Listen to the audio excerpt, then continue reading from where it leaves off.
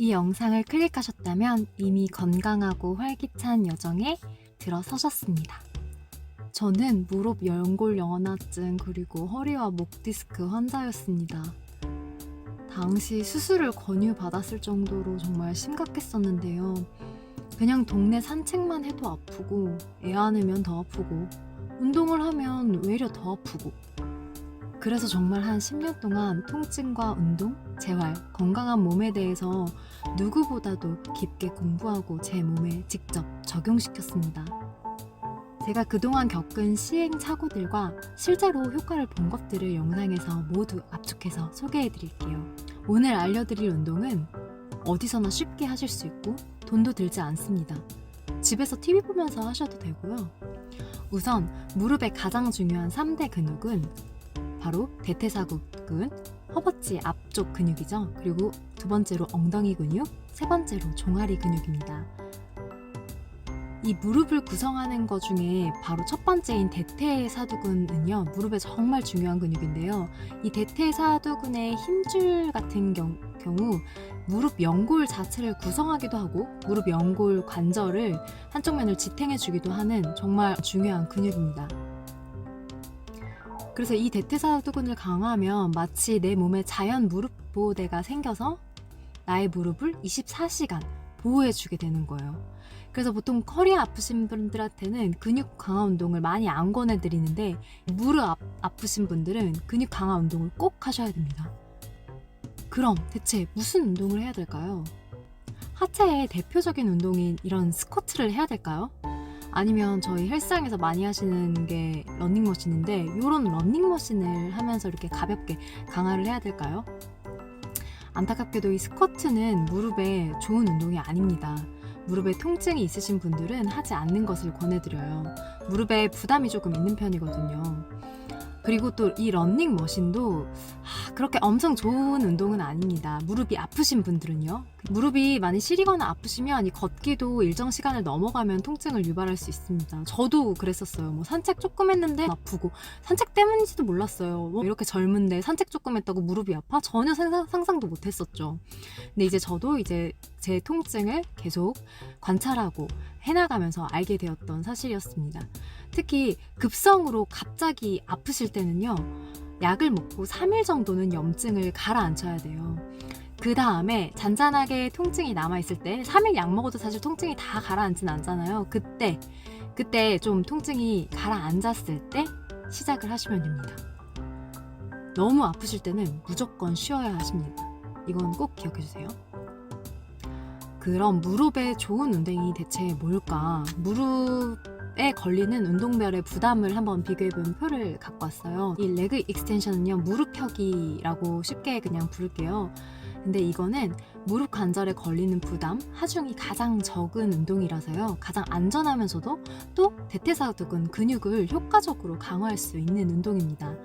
통증이 이미 있으신 분들께서는 일단은 안전한 운동이 중요하고요. 왜냐면 괜히 시간 들이고 돈 들여서 운동을 했는데 내 관절을 더 깎아먹고 갈아먹는 운동이었다면 정말 너무 속상하잖아요. 차라리 아예 그냥 집에서 쉴 걸, 그 시간에. 그러니까 안전한 운동이 중요합니다. 그래서 이 표에 보시면 스쿼트는 무릎에 걸리는 하중이 약 3.8로 무릎 펴기 운동에 비해서 무려 2배에서 3배 정도가 높죠. 러닝머신도 무릎 펴기 운동보다 높고요.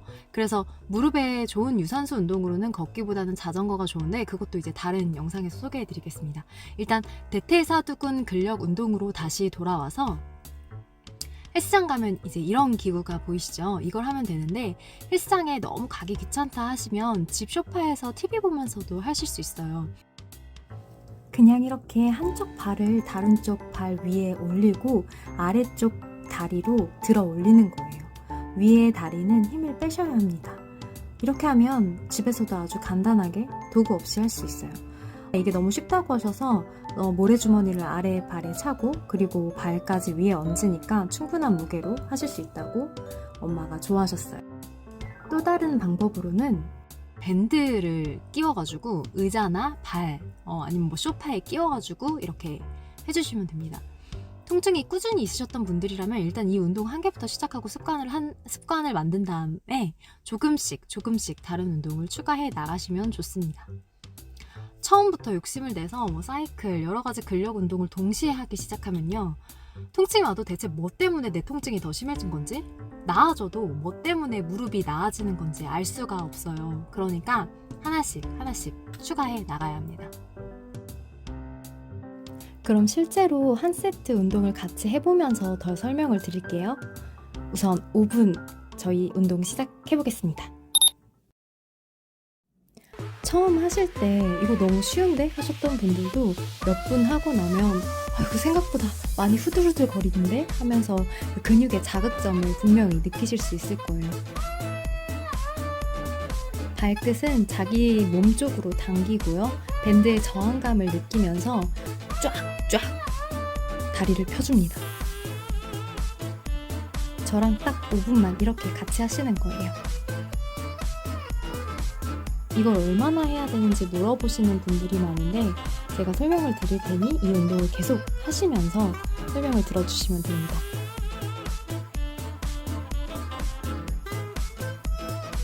강도는 근육이 후들후들해져서 정자세로 하기 어려울 때까지 하시면 됩니다. 그렇게를 1세트로 하시면 돼요.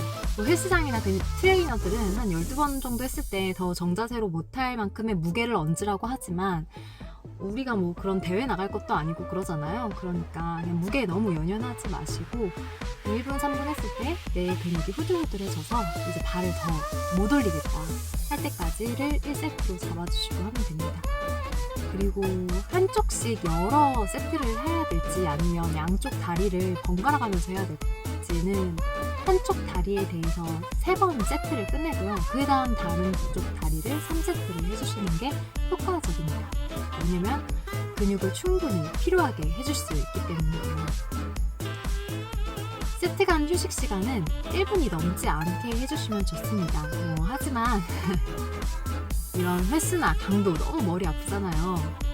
그냥 틈틈이 TV 보실 때 회사 쉬는 시간 생각날 때마다 해주시면 됩니다. 즐거운 마음으로, 가벼운 마음으로 해주시면 됩니다. 우린 어차피 평생 운동할 거니까요. 계속 다리를 올리면서 운동을 지속합니다.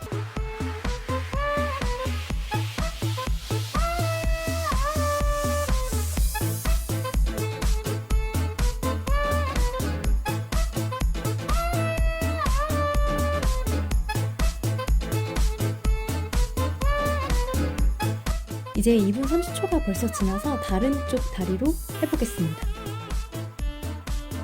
이 운동을 매일 하는 게 좋냐고 물어보시는 분들이 있는데 매일 하는 것은 사실 좋지 않습니다. 근육은 쉬는 시간 동안 오히려 재생되고 커지기 때문에 매일 하시면 오히려 안 좋아요.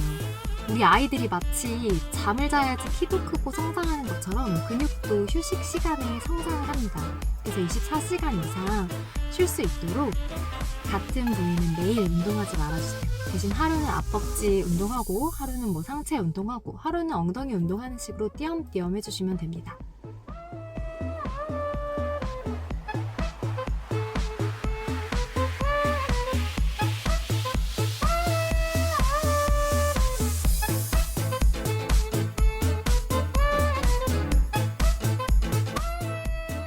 와, 이제 거의 다 끝났어요. 이제 1분 정도밖에 안 남았습니다.